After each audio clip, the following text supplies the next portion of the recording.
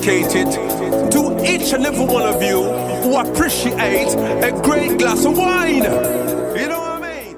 It's Monday. Let's raise a glass to the beginning of another week. It's time to unscrew, uncork, or saber a bottle. And let's begin exploring the wine glass. The statistics all state that wine consumption is decreasing. According to Statista, wine consumption has dropped 6.75% since 2019. And the International Organization of Vine and Wine says that wine consumption has dropped 2.6% just in this past year. In fact, global wine consumption has reached its lowest point since 1996. Enter the world of de-alcoholized wine. Fact.MR has predicted that non-alcohol wine will increase its market substantially in the next 10 years, from $2.57 billion to $6.94 billion. And in the forefront of this massive trend is Giesen Wines in New Zealand. I had the pleasure to sit down with Duncan Shouler, Director of Innovation, to discuss the process and their goals for this line. While you're listening, it would be greatly appreciated if you could take 1 minute to subscribe, rate, and review. It only takes a few seconds of your time and means so much to the show. Also, please check the box that automatic downloads will be happening for Exploring the Wine Glass. And the next best way to support Exploring the Wine Glass is to tell your friends. If you enjoy the podcast, your wine-loving friends will too. Follow me on all the socials. And finally, don't forget to head to the website, exploringthewineglass.com, to read the blog, sign up for the newsletter, and keep up on all the happenings. Sláinte! You are so special, even in the... Hey everybody, I'm Lori Budd, a UC Davis winemaking program, Spanish wine scholar, sommelier service, champagne and Côte d'Aron specialist, and a WSET Level 2 graduate. You can find Exploring the Wine Glass on all the socials, as well as your favorite podcast catchers. If you haven't subscribed yet, now's the perfect time to swipe, subscribe, rate, and review. Stay in the know about all things wine by visiting my website, exploringthewineglass.com. I promise I'll never tell you what to drink, but I'll always share what's in my glass. Give me the sweet wine. Give me the wine. Hello, everybody. Welcome to another episode of Allure of the Poor, sponsored by Giesen Wines. Today, I am traveling virtually through the glass, and this is really kind of a cool concept that I have been interested in understanding the science of it. And so I have Duncan Shouler today with me, Director of Innovation, looking for Giesen. So welcome, Duncan. Hi, Laurie. It's a pleasure to be here, coming from New Zealand. Yes. Oh my God. You know, it is my bucket list. It is my bucket list to get to New Zealand, but it's such a long flight that you really got to plan a big time frame to be there. I don't want to cheap out on it. I want to go and explore it all. So got to find time Yeah, to get a big chunk of time. it's a long way. I've done the flight a few times, both to the East Coast and the West Coast, directly from New Zealand. And you're talking about a 17-hour flight to New York. It's a huge flight, but coming over here to worth it. It's a beautiful country. We're sort of in early spring here at the moment. It's midday in the afternoon. It's the start of spring for us, and everything's beautiful. The flowers are out. It's fantastic. That's wonderful. So we're supposed to be starting our fall, but we are, oh my gosh, it's been 100+ degrees for like a week and a Wow. half. Yeah, it's been torture on people. It's been the grapes, trying to figure out when to harvest because you don't want the fall sugars because of just because of the heat. And, and then everybody's going to harvest all at the same time. And there's only so many crews. So it's a little Absolutely. havoc No, right now. I hear you. It's sort of, I think all of us around the world and all the world's winemaking regions are experiencing challenges with the weather. They're not always the same challenges. And what we're experiencing here in Marlborough is a little bit more rainfall just before harvest, which of course gives us some disease pressure, and at the same time drought. So you're having to sort of deal with both at the same time. Unlike yourselves, obviously in California with extreme heat, I've seen that a lot. It's must be really challenging for you. Yes, definitely. And a lot of the vineyards are dry farmed. So it's really, putting havoc, and you've got to make that decision. Are you going to pick with the false reading or end up with raisins, or don't know what's going on? Because we all know you can't trust the weather people for what they're predicting. So this is true. Well, look, it all makes our jobs even more interesting, I suppose. yes, absolutely.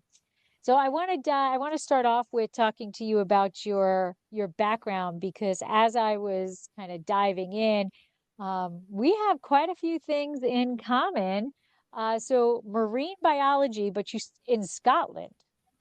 So that was where you started. So I have marine biology also. So tell me about why marine biology, how you got there, all of the good stuff. Fantastic. Well, look, I was born in England and grew up in England and in Scotland mostly. And I spent a little bit of my childhood growing up in Cyprus in the Mediterranean. And I would have been 7, 8, 9 years old then. And so I've got a lot of memories of being in the water and going snorkeling. That's where I first discovered the underwater world. And I fell in love with it and went through high school in Scotland. And I initially was heading towards the path of medicine. My family, a lot of my family are in medicine. And that's what I was going to do. And then one day I just said, you know what? I'm not sure I want to be a doctor. I love marine biology, and I always have, and I think that's what I want to do. So I made the decision and studied marine biology in Scotland. Studied in Scotland for 2.5 years, and then I actually finished my degree in New Zealand when I moved to New Zealand at the age of about 21. And that was probably it was a good move in a lot of ways, because Scotland is beautiful, but it's quite cold, and the water is extremely cold. Whereas New Zealand is also quite cold, but it's warmer than Scotland. So all of a sudden, the marine biology in New Zealand is phenomenal over here. It's just so diverse, and there's so much under the water as there is everywhere. So finished my degree in New Zealand, and used to teach scuba diving and tutor marine biology for a few years before I made another change and got into the wine industry. So I was all about the dolphins. That's all I wanted Wow. to do, was work with dolphins, until I realized that when you got your job working with the dolphins, you really couldn't afford to live life in any area that the dolphins were. Um, and then so marine biology turned into microbiology, and then microbiology turned into teaching, and somehow found our way to wine. So there are so many convoluted twists and turns to get us to wine. But how did you landed in New Zealand, lots and lots of wine. Did you just start drinking it and enjoying it and saying, hey, this is not too shabby of a gig? Yeah, look, pretty much. I mean, I think and I probably put this down to those years in Cyprus again. I remember, growing up there, and as well as jumping in the water a lot and seeing the beautiful sea life, we would eat out probably 3 or 4 nights a week. So it was so cheap. And we'd eat in the local tavernas, seafood tavernas and grills, beautiful local Mediterranean food. And most of these little restaurants are next to a little vineyard, and there'd be someone in there with a donkey, sort of working the vineyard. And then mum and dad would have the local village wine. And this is in the 80s, and back then it was okay for us to have a tiny little taste and a little smell of the wine and dip our finger in it. And I found it fascinating. Anyway, so I was interested in wine, for a long time. And when I moved to New Zealand and was in marine biology for a couple of years, also had that sort of stage where I thought, you know what, marine biology is fantastic, but I'm not sure it's going to support my lifestyle choices and everything else. And as fascinating as it is, I decided to change career. And at the same time, the wine industry in New Zealand was really getting going. This is in the early 2000s. It was science-based. It was a product that I already loved. I used to taste the local wine a lot. And it all made sense. And so I went back to university and use that science background. So it's interesting. I know a couple of people who have gone from marine biology and ended up in the wine industry, and I think there's a sort of a Oh, strong sense of it's a lifestyle choice, isn't it? It's a lifestyle career, and if you're that way inclined, it's and it's science based. It sort of all comes together. yeah, it absolutely does. So many people talk about that winemaking is an art and a science, and it truly is. But the idea is that you want them to taste the art, but you don't want them to taste, or I believe you want them to taste the art, but you don't really want them to taste the science that it took you to get the wine to where it is in the bottle. I think that's a really great point, actually, Laura. I totally agree. I think that the science is that thing that happens in the background. That's where our role is to come in and allow the art to display itself in the glass. The science is there just to keep everything in check and make sure that you're giving it every chance possible to express itself as a wine, as a vineyard, as a sense of place, all those things. Yeah, absolutely. And so I also see that you are a Pinot. That's kind of what your first love was Pinot of wines. Yeah, look, Pinot, it's fascinating. It's a wonderful grape variety, and it is. I think going back to what we were just saying, it is possibly one of the most artistic grape varieties, in that it has this amazing ability to tell people where it comes from just from how it appears in the glass. That amazing sense of place, sense of terroir. But at the same time, it can be extremely frustrating. It's such a difficult grape variety to grow and make. And that's where the science challenge comes in. And you've got to get your viticulture right. You've got to know how to handle those grapes in the winery delicately to make a great wine. So I love it. I love a great glass of Pinot Noir, and I really enjoy making it. It's always a challenge. It is a love-hate relationship, right? it's, it's, it is. It is. It is. But like I say, I think that the more than anything else is that variety's ability to really showcase where it comes from. Mhm. We've got vineyards here in Marlborough, a couple of small single vineyard sites that are really only 2 or 3 kilometres away from each other, but quite different soil profiles. And the Pinot Noirs that come off those two vineyards are vastly different. And you can really sense the soil profile just from the structure of the wine. It's really fantastic. I love it when people come in and they'll talk about, oh, well, I like wine XYZ because I always know what I'm getting. Every year I know what I'm getting in the bottle. And I inside am screaming and scratching at the walls of my body going, if it's tasting the same every single time you have it, and if it's you got like think about that, it's like there's no expression, there's no anything, and Mm. I try not to tell, I say all the time, I'll never tell you what to drink, enjoy whatever you like, but that concept of it is always the same is like screaming and scratching inside of me to yell at these people. No, you want to taste the expression, you want to see the or feel that soil. The glass should transport you to wherever that vineyard is the way it should be, shouldn't No, be. that's absolutely right, and I think that that's one of the wonderful things with wine is that you don't always know what you're going to get. Every vintage is different, every variety is different, and every producer is different. It's so complex. It makes it stand out from just about any other consumer product. And look, I agree, and people sort of say, and I'm sure you get this question a lot too. What's your favorite wine? And this probably sounds a little bit cliche, but I often say my favorite wine is the next wine that I taste that I haven't had before. And it is true. I mean, that's the exciting thing with opening a new wine from a new producer or a new region that you've never tried before, and you're just excited. You're like, this is going to be interesting. I'm going to try this. I may or may not like it, but the whole process is that experience. Right, absolutely. All right, so before we get into the actual wines, let's just talk a bit about Gießen as a winery itself. So, very much into sustainability. You guys have a lot of initiatives. So, can you tell us first where Gießen is, how people can find Gießen, and then, like where you're located? And then let's talk about those sustainability initiatives that are pretty important to you guys. Absolutely. So, well, Giesen was established just over 40 years ago. And it was established by three German brothers, Theo, Alex, and Marcel. They moved over from Germany in the late 70s, and then in the early 80s, planted some grapes and started making some wine. And they actually started the winery and vineyard down in Canterbury, which is in the middle of the South Island of New Zealand. And there's a wine growing region down there called Waipara, so they were just south of that. And then pretty quickly, they started to see that there were some exciting things happening in the region of Marlborough, and in particular with Sauvignon Blanc.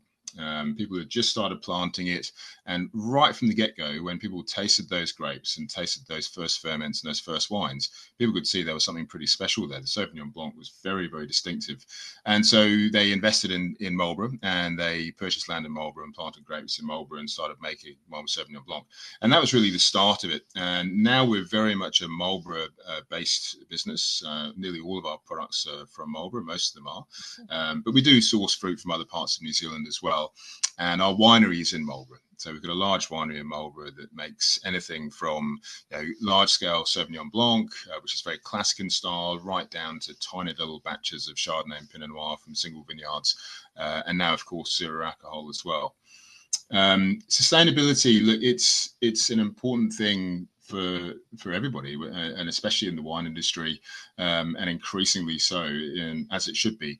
Now, we have something in New Zealand called Sustainable Wine Growing New Zealand, and Giesen are certified SWNZ, SWNZ, so you'll see that on the label. And that means that we have a certification that every year we're audited for our sustainability practices, right from the vineyard through to the winery. How much water are you using in the vineyards? How much power are we using at the winery? Now, that's the standard, that's the certification. But I think one thing that Giesen is great at is sort of trying to go above and beyond and innovate and get creative with what they're doing. And you can see that in the products, things like zero alcohol wine. Not everyone's doing it. They are quite different and quite innovative, and they've got a really important place in the market. But what we like to do is say, well, how can we do things differently to other people to have a lower footprint, change the way we do things, revisit how we make classic wine. We've done a couple of things over the last few years. One of them is one of our wineries is replacing presses with decanters, decanter technology. Now, that's a very interesting way of extracting juice from grapes. So it's juice separation. You can't do it with every variety, but it works extremely well with Sauvignon Blanc. And it uses much less water. You get very good consistent extraction rate. So you're maximizing your juice extraction per ton, and it's very high quality juice. And you use a fraction of the power. And basically by using these decanters, you cut out 3 or 4 different processes. You don't have to cold settle anymore or float the wine. You're not pressing the wine, and you have no lees sediment to deal with. So all of those processes disappear, and you manage to reduce your footprint massively. And what we love about it, just more than anything else, is the quality is fantastic. We just won at Mundus Vidi in Europe. We just won best Sauvignon Blanc of show with one of our wines made from almost entirely decanter technology. So the quality's there as well. So yes, there's a lot of initiatives going on there. Can you, I'm sorry, I'm gonna veer off and go down that rabbit hole for a second. So how you're bringing the Sauv Blanc in, and then what are you actually doing to it in this new process, or in this different process? Yeah. So most sort of larger scale Sauvignon Blanc and Marlborough is made with machine harvested fruit, and that's a product of 2 things. One is the scale of it, and like we've mentioned before, in this day and age, all of that fruit is ready to be picked at the same time. It's literally like a 3-week period in the Marlborough region. It's a relatively big wine region. In 3 weeks, you've got to get all the fruit in, so you've got to harvest it fast. So you machine harvest. The other side to it as well is that the thiol compounds, or the precursors to the thiol compounds that give Marlborough Sauvignon Blanc its distinctive flavour, exist largely in the skins. So a bit of skin contact is really good to maximise those flavours. So machine harvesting helps with that. Fruit arrives at the winery machine harvested, and traditionally it would go into a hopper, which then, of course, goes through a destemmer and pumps it into the press, and it's pressed. Off it goes, cloudy juice, settles, and it's racked and then fermented, warmed, fermented, and then you filter the lees sediment, and then we use that. With a decanter, the machine harvested fruit comes into the winery and goes straight into the decanter. Now, a decanter is like an elongated centrifuge on its side. Now, fruit goes in one end and basically gets spun. There's a rotating coil in the inside and a very fast rotating drum on the outside, and it uses centrifugal force to separate the liquids from the solids, including all of the sediment. So all of the sediment comes out with the skins and seeds, and what comes out the other end is basically clear juice, or juice as clear as you want it for fermentation. And it hasn't been chilled as well, so you're not having to warm it back up again. You're not having to chill it down in the first place and then warm it up. It goes straight through to fermentation. Now, one of the big advantages is that process is so fast. If you're doing traditional cold settling, the process is going to take you 2, 3, even 4 days before you've got something that you're fermenting. With decanter technology, you can be fermenting within 5 or 6 hours of the fruit arriving at the winery. And that means we're reducing any impact of oxidation and preserving those thiol precursors that give it the brightness of flavor. Is this new, or has this been being done for a while? It's not new. It's pretty new in New Zealand. We're the only ones who have adopted it on such a scale for juice extraction in New Zealand. It has been used a bit in Europe, certainly in Germany. It's been used before. It's been used in South Africa. The technology traditionally has been used largely in, for example, solid separation from things like wastewater and things like that. So you can have different types of decanters for different purposes. But also, vegetable. You could put carrots in and get carrot juice out.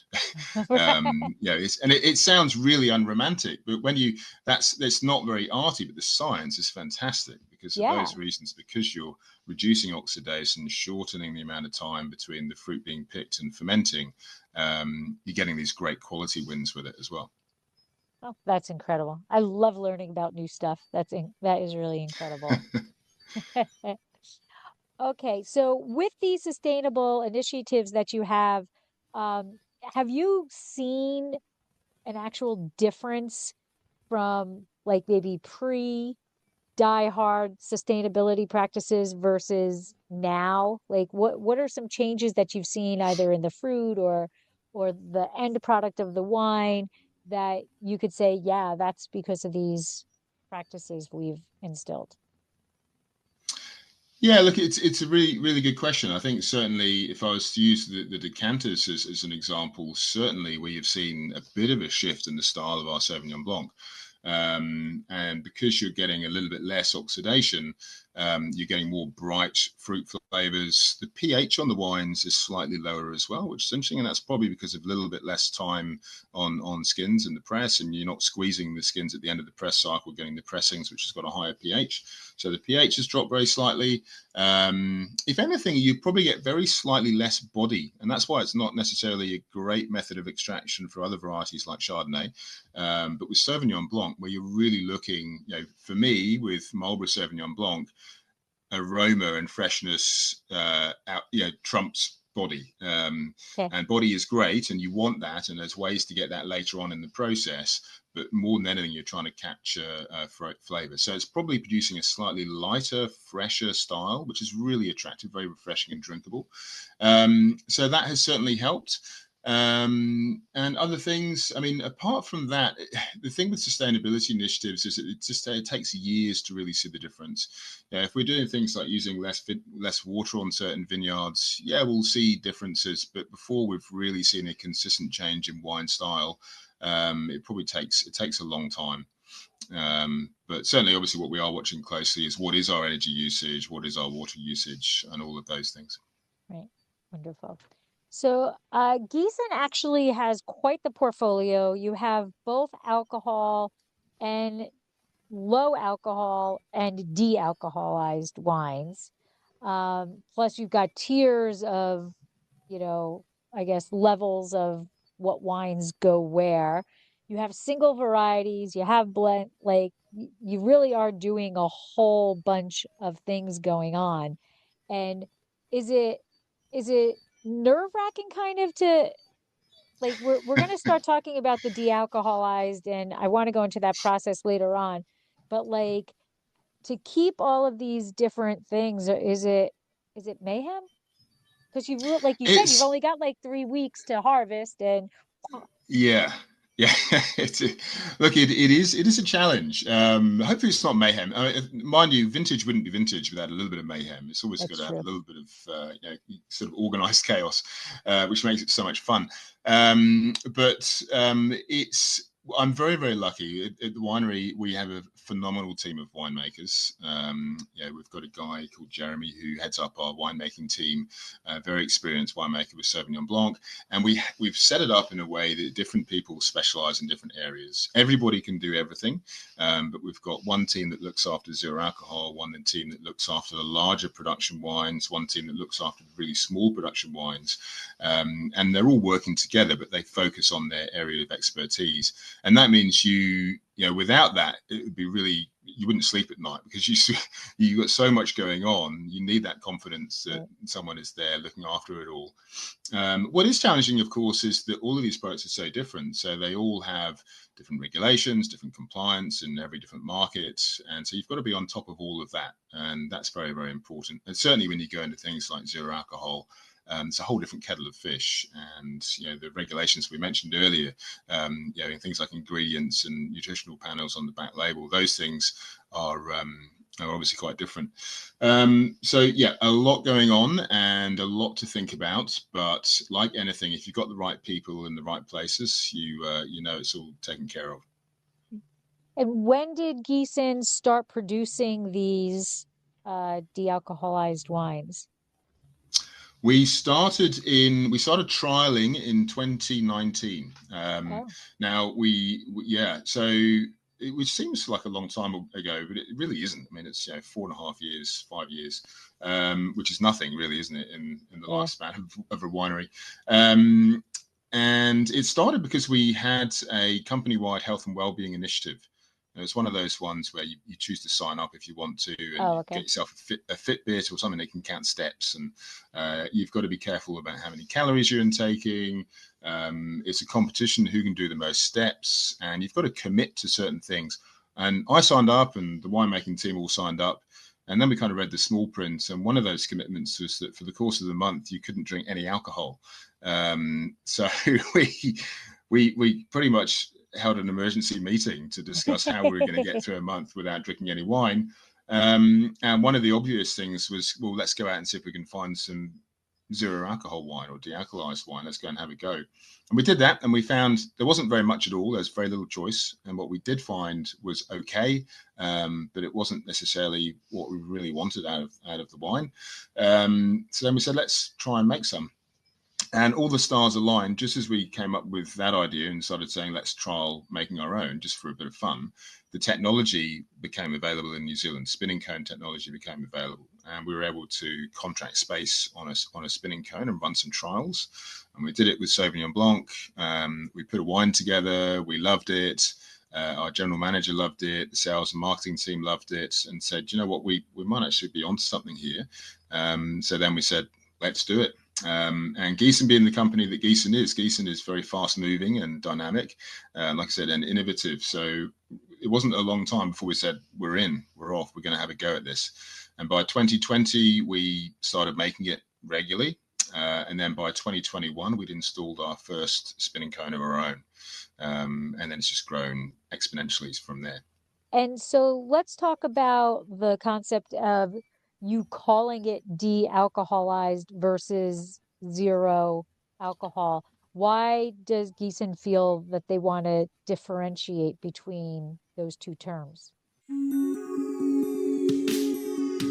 And now, a word from our sponsor. Looking for a unique wine tasting experience? Look no further than Giesen Wines' tasting room in downtown Paso Robles. Located on the corner of 13th and Pine, this charming spot is not your average winery. Founded by passionate wine lovers who also happen to be the brains behind Cab Franc Day, Giesen Wines is proud to call themselves home of Blanc de Franc. This crisp and elegant white wine has gained a cult following and is just one example of their superb offerings. With over 10 years of consistently receiving 90+ ratings from top critics, these wines are sure to impress even the most discerning palates. So come raise a glass with us and celebrate great wines at Giesen Wines' tasting room. Yeah, so it's quite as it should be. It's quite strongly regulated. So in most markets, if you want to call yourself low alcohol, you've got to be below 1.15% alcohol. If you want to call yourself de-alcoholized, you've got to be below 0.5% alcohol. If you want to be alcohol free, that's got to be below 0.05. Now that's quite tricky. Now if you buy a regular organic orange juice from the market, it's going to have more than that for sure. As with grape juice, in fact, bread would for the most part have more than that for sure. So we have gone with de-alcoholized. Now, what that means is that the zero alcohol wines, our de-alcoholized wines, have an alcohol content that is similar to fruit juices. You would need to drink something like 20 bottles before you've had the equivalent of a glass of regular wine. So big difference there. So it is essentially, has no alcohol, a tiny amount. But if you go to 0.05, there's a big challenge. When we use the spinning cone, and we'll go through this in more detail, but we create a wine aroma that it does have some alcohol. Think of it like a perfume, which is alcohol based as well. And we can add that back into the zero alcohol wine to bring the flavor and aroma back. Now, we couldn't do that if we were trying to get it below 0.05. And so it's very, very difficult at that level to have any varietal characteristics. The only way you're going to get flavor really at that level is mostly by adding flavorings, which is what we don't want to do. Which you don't want to do. Right. Okay. So before we do a deep dive into it, I poured myself the first wine I have, which is the Sparkling Brut. So tell us what method are you using? Is it like a Charmat method? Is it what's the fruit? Tell us this process of how you get the sparkling. So that one, so that's a base made of 3 predominant grape varieties. The main part of the blend is Sauvignon Blanc. Now we use Sauvignon Blanc because that gives us a lovely a citrus note and just a touch of tropical fruit. It also brings lovely fresh acidity. So we really love that freshness of acidity in a sparkling wine. And then we blend in some Pinot Gris. So the Pinot Gris is giving a little bit of body, a bit of natural sweetness, and a slightly different fruit profile, a little bit of apples and pears. And I find it quite interesting when you combine the character of Pinot Gris in this style, the sort of the apples and the pears, a little bit of elderflower, along with the citrus of Sauvignon Blanc, you end up in a place that's a little bit Prosecco-esque. It's quite an interesting flavor profile. And then we blend in a small amount of Chardonnay, and the Chardonnay is really there just to sort of just give it a bit of savory mealiness and just a bit more complexity. It's only a tiny amount. It's a very fruit-driven wine. So that's the base blend. Then what we do is we de-alcoholize the base blend. And then we put the bits and pieces back together again. So we use spinning cone technology to remove the alcohol, and we create this wine aroma. And again, we'll go into this in more depth, but we create the wine aroma, add as much of it back in as we can to get to about 0.4% alcohol and get the flavor and aroma profile we're after. And then after that process, very quickly, we then chill it, and it's carbonated. So it is carbonated. Now, of course, the challenge is to make a secondary ferment, a méthode traditionnelle 0% alcohol wine is essentially impossible because you've got to go through that re-fermentation process. So carbonation is pretty much the only option. Having said that, we are looking at creating something with secondary ferment, but that's down the track. And so it's carbonated cold and up to just below the level of a regular champagne style wine in terms of full carbonation, around about 9,000 milligrams per liter of CO2, and then it's bottled under pressure. With cork. So very simple. We're looking for a little bit fruity, fresh and inviting. We want it to be dry on the palate. Now, without alcohol, you lose a lot of sweetness. So it does have more sweetness than you think. It's actually got 20 grams per litre sugar. Oh, wow. So yeah, about double what a champagne would have. But it doesn't taste that sweet because you don't have the sweetness of alcohol. And then that balances with that nice sort of limey acidity, which just gives it a bit of a dryness to the finish. It's just a really fun, playful zero alcohol wine that, chilled. You can have it as it is. You can put a strawberry in it, a splash of orange juice, have fun with it. And it's not sweet, which is nice. It does have some sugar, but it's very, very low compared to most of the others, and certainly very low compared to fruit juices. Yeah, it has there's so much going on the nose of it. I do get like some of that, like you were saying, that Prosecco-esque, that green apple, the citrus, maybe a little pineapple, a little bit of that grapefruit kind of in that area. But then the Yeah, finish is lime. Like you get that yeah, tart, that kind of lime essence that going tartness. as yeah. Yeah, and that, of course, that's that malic acid that we'll have in Sauvignon Blanc because we haven't put it through malolactic conversion. So that flick of malic acid on the finish just brings that green apple and liminess. And I find that, to me, just gives it energy on the finish and just brightens it and keeps it refreshing. And one of the most important things I think with zero alcohol wine is when you make them, you've got to look at it quite differently to making a regular wine, of course. But when we make a regular wine, you'll set up, a series of trials in front of you on the bench, and you'll have, let's say, you're doing a sugar trial. How sweet do we want this wine to be? You've got 5 options. Choose your favorite one, and then we'll go with that. And we can do that with a wine. If you do that with a zero alcohol wine, you tend to get a skewed result because most people will go for something that's quite sweet. Because when you taste it with just one sip, that the sweetness replaces the sweetness of alcohol and gives it body and makes you think, oh, that's the one.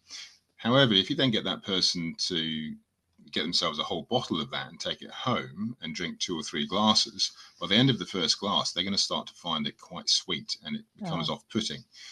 So when we do anything with zero alcohol wine, we do the trial, but then we invite all the winemaking team to actually take it home and try it. So we want something that's moreish. We want it to be refreshing. We want it to be dry in style. When you put the glass down, 2 or 3 minutes later, we want you to be thinking, "Oh, I want to pick it up again and have another sip because I'm salivating and it's refreshing." okay. And so when you first started this concept, did did other wineries think you were kind of like crazy for like it seems like now it's much more popular, and that's another question I'm going to ask you. But when you first started, was Giesen pretty much the only people making it? In New Zealand, pretty much, Okay. we were pretty much the only ones doing it, and certainly, yeah, there was. I say this a lot. I say that the category is fascinating. It's grown very, very rapidly, and it's very consumer driven. So the consumers seem to love it. They've wanted it for a long time. They've wanted to be able to have an adult drinking experience without alcohol, and whether that's because they're not drinking, whether they're just having a night off, whether they're driving, or maybe they're pregnant. There's a number of reasons, and that consumer has always been there, but the product and the choice and the quality hasn't necessarily been there. So they're really driving the growth of the category.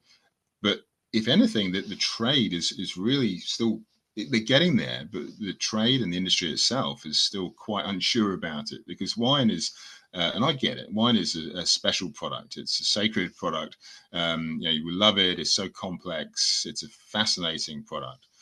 And the idea of it without alcohol is almost sacrilege. Right. But when you stop and think about it, you say, well, do you know what? If someone can have as close as you can get to a really good wine experience without alcohol, and they can enjoy, hopefully, the great things about wine. So balance, acidity, structure, flavor, fruit, a sense of place without lots of sugar and complexity, structure, then, and they can have all of that without alcohol. That's great because it means people who don't drink or choose not to or aren't drinking on that particular occasion can still have some of that experience.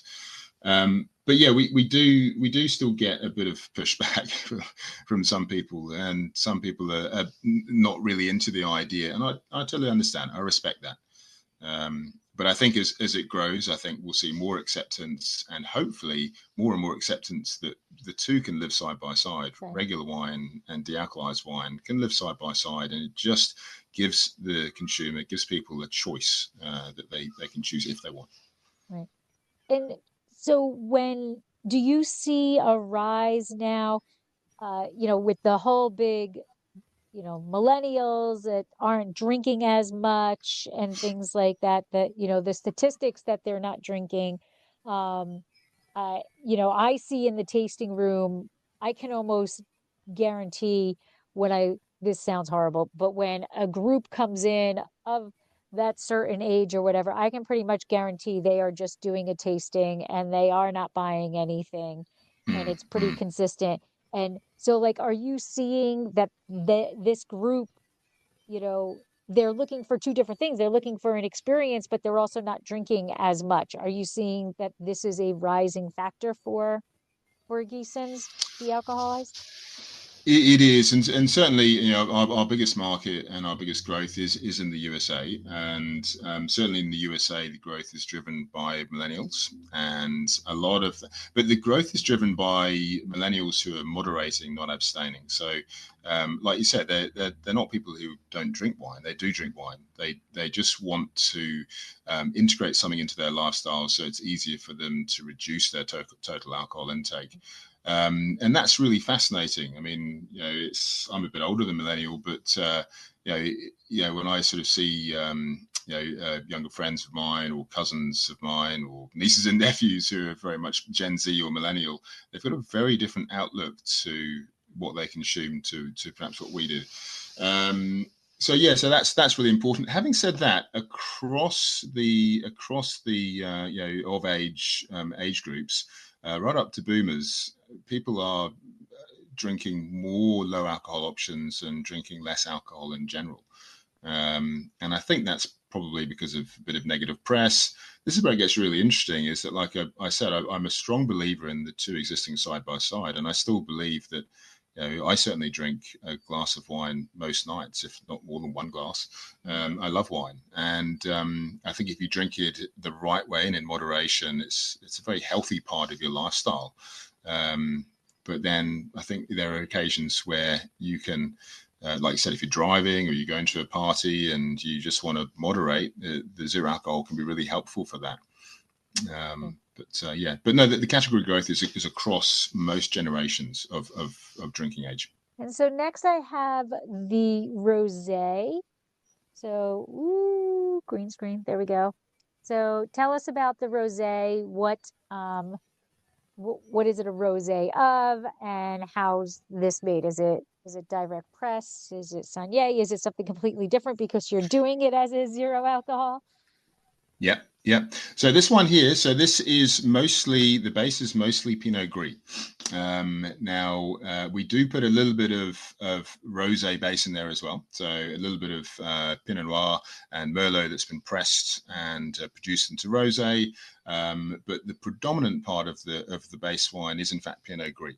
And as you know, of course, Pinot Gris isn't rosé. I mean, it can be pinkish if you really want it to be, but it isn't. It's white because we press it very, very quickly. We're using Pinot Gris for that texture and for those pears and orchard fruit characteristics. Now we bring in a little bit of Pinot Noir and Merlot rosé to bring something of a red fruit nature to the wine. A little bit of raspberry, strawberry, and then with the color of the wine, a little bit of actual red wine, usually Syrah because it's so lovely and dark. Yeah, so the Pinot Gris as a base just gives that lovely texture, slightly lower acidity, which is nice for the rosé. And then the Pinot Noir and Merlot bring a little bit of a red berry characteristic to the blend, which I think is really important for a rosé. You've got to have a little bit of that sort of raspberry, strawberry, even cranberry characteristic there, which just makes it very inviting. And we do add a little bit of red wine as well, if required, just to get the color where we want it to be a nice bright color, not too dark, but just enough so it's got that nice appearance in the glass. And then very much like the zero alcohol sparkling that you tried before, it's then de-alcoholized. We put those bits and pieces back together to bring the aroma back into the party, and then it's bottled here in Marlborough. Okay. So let's take that dive down the actual centrifuge type concept. You're saying that you're able to capture the aromatics that you can then add back. So how does that work? It's probably easier to visually see it happening, but like how does How does that work? How are you capturing aromatics? Yeah, so we're using something called a spinning cone. Now, a spinning cone is actually used in the perfume industry to capture aroma to use for perfume production. And basically, it is a form of vacuum distillation. So what you're trying to do with wine and with just about any aroma, if you're trying to extract aroma, and certainly if you're trying to extract alcohol from wine, you're trying to do it at as lower temperatures as you possibly can so that you don't corrupt the aroma. As you know, these chemical compounds are very delicate. Things like thiols and esters don't respond well to heat. So we're trying to remove the alcohol at very, very low temperatures. And basically what we're doing is, I'm going to use a pen actually as a little bit of a visual. So it is literally a series of cones that spin inside a housing. Now this pen is going to be a central drive shaft that spins. And attached to that are a series of cones, upturned cones. And that spins. And so therefore those cones on that column spin with it. Now, then you've got a housing around the outside of it, and attached to that housing are also cones that are in between the cones attached to the column, and they don't spin. They stay where they are. The wine comes in the top, and from the bottom comes steam. The steam comes up through the column, and the wine comes down, and because this is spinning, it spins up the side of the cone, drops down to the cone on the outside, which funnels it down onto the cone below, which is spinning, and it spins up the side, down, up, down, creating a very large surface area. So now you've got a vacuum, you've got a very large surface area. I'm envisioning like a line to Disneyland. Yeah. Yeah. Something like that. And so now you can distill alcohol at very low temperatures. So you're looking at below 100 degrees Fahrenheit to distill that off. And when we use the spinning cone, we run the wine through twice. The first time we run it through, we run it at really low temperatures, and we put the wine through quite quickly. So the only thing that's coming out are the most volatile components. Some alcohol will come out, but all of the volatiles will come out, and those are mostly flavor and aroma compounds, esters, you name it, terpenes, even thiol compounds as well come out. So they're going to come out, and they're going to come out in some sort of solvent, some sort of liquid, and that of course is alcohol, grape alcohol, because it's not bound, but it wants to stay inside that solvent. And now you've got essentially a wine perfume.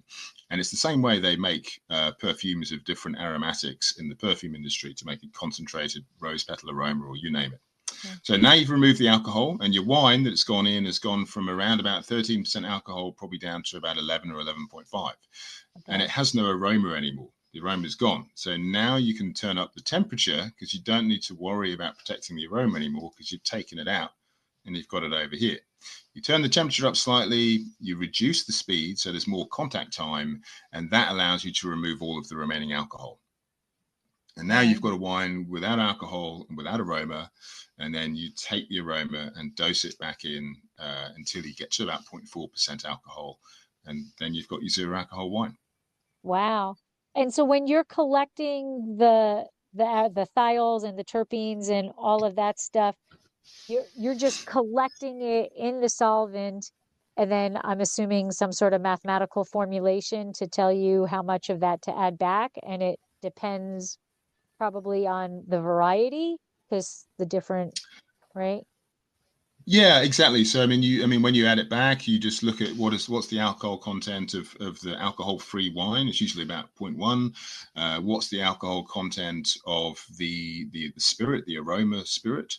It's usually around about 60 to 65% ABV, and that will tell you how much of it you can add back in. Okay. And you're always going to add a little bit less than you think you can, just because you don't want to overshoot the mark. Put it in, make sure it's had a good mix, and then recheck the alcohol. And if you've got a little bit of space for a bit more, you might add a little bit more. And then, so the process in essence is quite simple. It is a complicated process, and like anything, it's only as good as the technology that you have, and probably more importantly than that, it's only as good as the people who are using that technology. Okay. So you've got to have really good trained people doing it, which we're fortunate at Giesen. We've got a fantastic team, and that's what they do. They operate the spinning cone, and that's basically what they do. So they're world experts at it now. And if you're picking a Pinot Noir to be in your alcohol lineup, and a Pinot Noir to be in your de-alcoholized lineup, are you looking for different chemistry aspects in the vineyard to pull in, or are you able to harvest all that Pinot Noir at the same time, per se? Yeah, more the latter. So what we're doing, and everyone has a different approach to zero alcohol wine. Our approach is the most important part of the whole process. The second most important part I've already mentioned is the technology and the people that run it. But the most important part to start off with is that you have a really good wine in the first place. So you've got to make a really great example of Pinot Noir. You can't make a good zero alcohol Pinot Noir without a good regular Pinot Noir to start off with. So you want to get the flavor fully ripe. You especially want to get the tannin fully ripe, because once you've removed the alcohol, the sweetness of alcohol and the body and depth of alcohol isn't there, so the tannin really stands out. And if that tannin is green, or if there's too much seed tannin, it's going to be quite aggressive on the palate. So you want ripe tannin. You want to avoid too much seed extraction during fermentation. So your pump over regime, your pigeage or remontage, whatever you're doing, you don't want to do that too late in the fermentation. You don't want to extract too much seed tannin when you've got alcohol, and make a relatively soft wine, and then it's where you want it to be. The other thing you really want to think about is acidity, because when you remove the alcohol, the acidity becomes very pronounced. So you've got to be especially careful with varieties that don't go through malolactic conversion, or that you don't want to go through malolactic conversion, such as Sauvignon Blanc, because if there's too much malic acid, it'll look really harsh. So you want to get the fruit fully ripe so that the malic acid levels in the fruit when you pick are low enough. Very interesting. And you have, right now we're in October, and so Giesen has two main months that they really are promoting the de-alcoholized wines as that lifestyle in that month. So I give kudos to whoever came up with the names, because I like Dry July. It's much better than Dry January. It's so much better. So Dry July and Sober October. So kudos to whoever came up with those names. But do you do special events at the winery to celebrate these months, or Yeah, no, look, we do a few things. I mean, certainly our marketing team are doing most of the work. They're doing some great stuff on social media and organizing events, which are really fantastic. At the winery, yeah, what we like to do is we like to do some tastings every week at the winery, and maybe during Sober October, one of those tastings might be a zero alcohol wine. We love to do a tasting of a new product that we've released. And certainly, make sure that everyone at the winery, all the staff, are experiencing the products and hopefully enjoying them and understanding how they might integrate them into their own lives if they choose to do so. So it's pretty fun. And look at what it's all about is it's more than anything, it's just saying, hey, just give it a go. I mean, if you want to have a go, if you want to try a zero alcohol wine, this is a great opportunity to do it. It's a month where we're sort of celebrating that. It doesn't mean you can't drink regular wine. If you want to go sober for the whole month, then do that. If you want to go semi-sober, do that too. And it's a good example to pick up a bottle of good quality zero alcohol wine, cook a nice meal, and see how you enjoy it with your family and friends. One great thing with zero alcohol wine is it does actually go really well with food, because it's got acidity and structure and complex dry flavors. And I would guess, lots of times when you have a higher alcohol wine, it's difficult to find a food pairing because of that alcohol. Foods can kind of intensify that alcohol. So it's a nice opportunity. No, that's right. That's absolutely right. And so the last wine I have is actually your newest in the lineup of de-alcoholized, and this is the Chardonnay. So tell us about the fruit, and then I also want to talk about, we kind of hinted about it a little bit, but these nutritional labels on them. So yeah. tell us about the Chardonnay. So the Chardonnay is a New Zealand Chardonnay. So we source the Chardonnay from a few different spots in New Zealand. Like I said, we're based in Marlborough, but we use a combination of Chardonnay from Marlborough and also from the North Island, from Hawke's Bay. Hawke's Bay is a little bit warmer, and you get slightly riper, more sort of stone fruit driven flavors from Hawke's Bay and slightly lower acidity, which is really helpful. Marlborough brings a really nice citrus characteristic to the wine.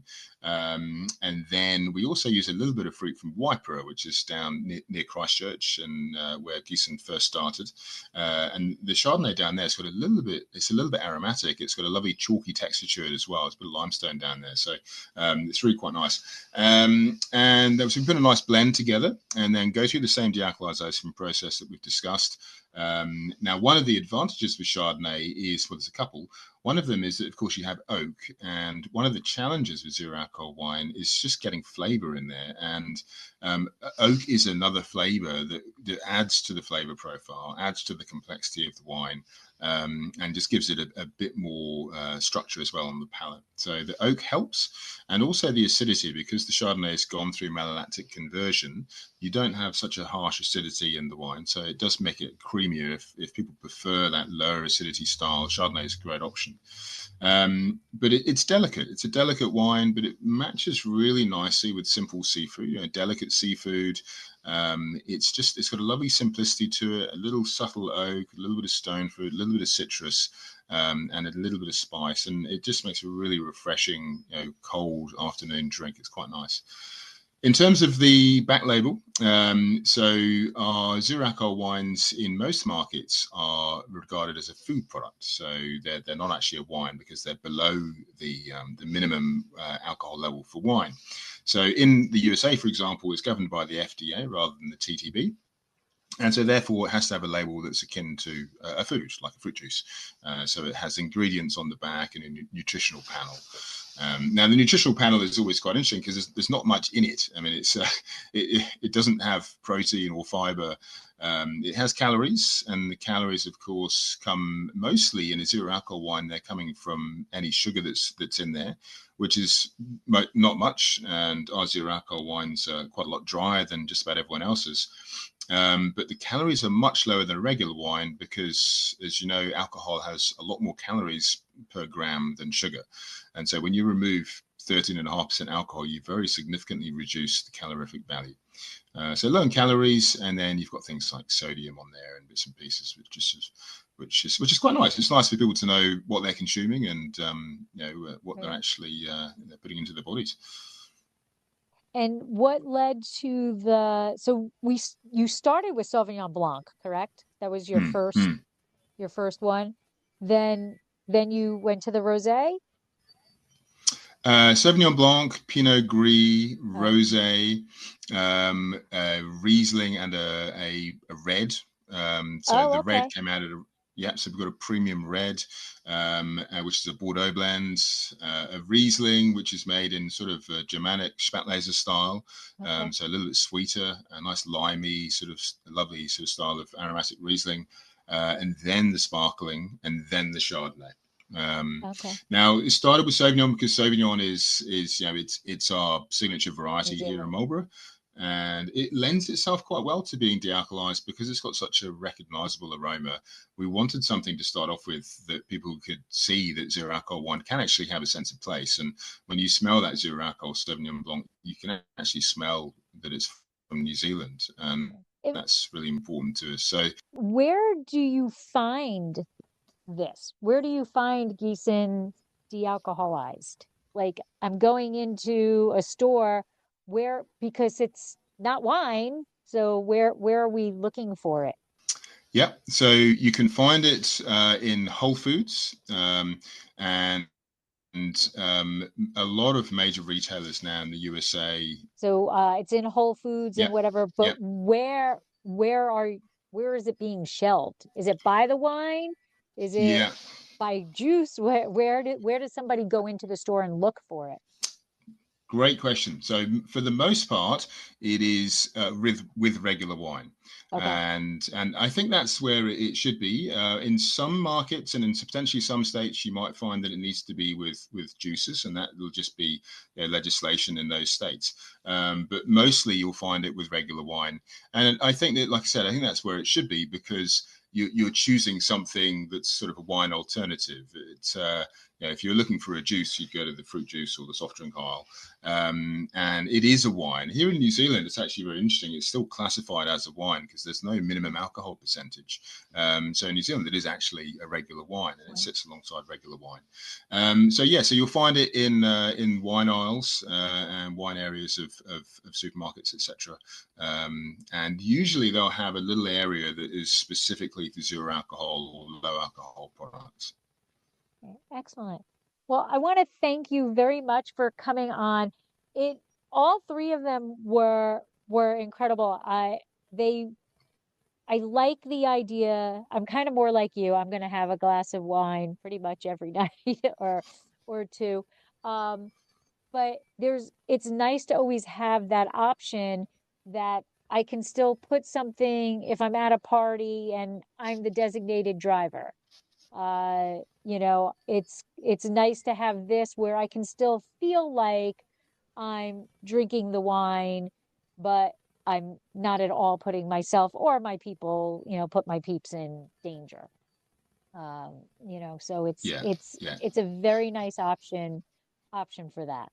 Yeah, no, look, I agree, and I think that's what it's all about. It's just giving people choice, and we're not saying to people that regular wine is bad. I mean, we make more regular wine than we make zero alcohol wine. It's we all love it, but it's just giving people choice. And I think if you're out with friends and you're having food, and let's say you're driving home or you just want a night off, it's nice to have the ability to have a bottle and a wine glass and something that has adult flavor. That's really important. It's got to taste like an adult drink. And for example, the red version needs tannin, so it needs structure, and something that goes well with your food and just helps you feel like you're integrated in everyone around you who might be having a glass of regular wine.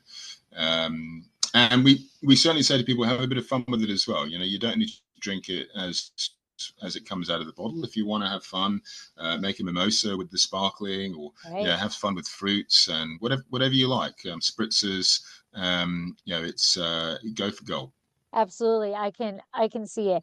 I really like it. Thank you so much, because I'm like that whole concept of de-alcoholing, de-alcoholization is a really cool concept of how you do that. And I just think it's fantastic to have options. Let everybody be happy with whatever they're drinking, and this gives a whole other option that is safe. No, absolutely. And I think what's exciting is that it's still relatively early days. I think we're going to see the quality of zero alcohol wines get better and better and better, and we're going to see a lot more choice as well. We're going to see other varieties coming out, other styles, and that's going to be fantastic. Wonderful. Well, thank you again for your time and everything. And I have a little bit left, so I will raise my glass and say slancha. Thank you. This has been another episode of Exploring the Wine Glass. Thanks for listening. If you have suggestions on what topics you would like me to discuss, please reach out on social media. You can find me on Twitter, Instagram, and Facebook as Exploring the Wine Glass. I am also on LinkedIn as Lori Hoyt-Budd. Of course, you can always email me at exploringthewineglass@gmail.com and sign up for my newsletter at exploringthewineglass.com. If you enjoyed what you heard, please rate, review, and subscribe to help others find me more easily. And most importantly, tell your wine-loving friends, because if you like the podcast, they will too. Podcast music is Wine by Giesen. Until next week, slancha. I want a nice glass right now.